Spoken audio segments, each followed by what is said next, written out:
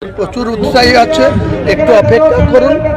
লাখো মানুষ এখানে। আজকে কি কর্মসূচি রাখছেন? কর্মসূচি একটাই, সেটা হচ্ছে যে পবিত্র বাবরি মসজিদের উদ্দেশ্যে 2 ঘন্টা কোরআন তেলাওয়াত হবে, কোরআন খতম হবে। তারপরেই এখানে আমরা কয়েকজন বিশিষ্ট ব্যক্তির উপস্থিতিতে আমরা নিচে নামবো, যেটা 13 ফুট ডিপ করা হয়েছে, তার উপরে 5 ফুট হাইট হবে। টোটাল 18 ফুট হাইটের যে স্ট্রাকচার, সেই স্ট্রাকচারের 14 মিটার হাইট, মানে 42 ফুট। এটা ফটো গেট, বাকি এটাই হবে, গেট এটাই মূল গেট। এই মূল গেট, এর এন্ট্রান্স একদিকে থাকবে, আউটগোয়িং একদিকে থাকবে। 300 ফুট চওড়া আর 19 ফুট, আর এটাই হবে। তার মধ্যে 100 ফুটের মধ্যে আজকে কাজটা শুরু হচ্ছে।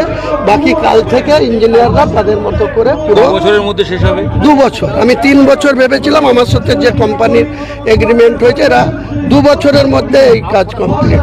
একটাই প্রশ্ন, সেটা হচ্ছে যে এই মধ্যে প্রশাসনের তরফ থেকে বিভিন্ন বাধা অভিযোগ আপনি করছেন।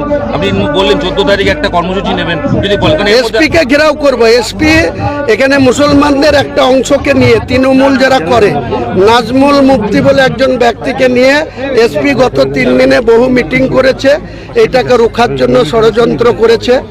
হ্যাঁ, কবে করবেন? হয়তো 14 তারিখ শনিবার বেলা 11টা থেকে 1টা পর্যন্ত এসপি বহরমপুরকে ঘেরাও করে রাখবে। জবাব পরিবারের প্রতি যেটা করেছে পুলিশ অতি উৎসাহী হয়ে, তার ডকুমেন্টস আমার হাতে আছে। কার নামে কেস? Lalgola PS 237/2025, dated 20/3/25। সব এত অ্যাসেসমেন্ট করেছিল যে এদের 15,53,60,697 টাকা 10 পয়সার সম্পত্তি ফ্রিজ করার, কিন্তু এখন 10,73,00,000 করেছে। কেন করেছে? এত উৎসাহী কিসের? কিসের জন্য? 10 বছর আগের সম্পত্তি, 20 বছর আগের সম্পত্তি। তৃণমূল ছেড়ে দিয়েছি, তাকে গলার কাটা হয়ে গেছি, তাই মমতা ব্যানার্জি পুলিশ দিয়ে আমাকে রুখবে।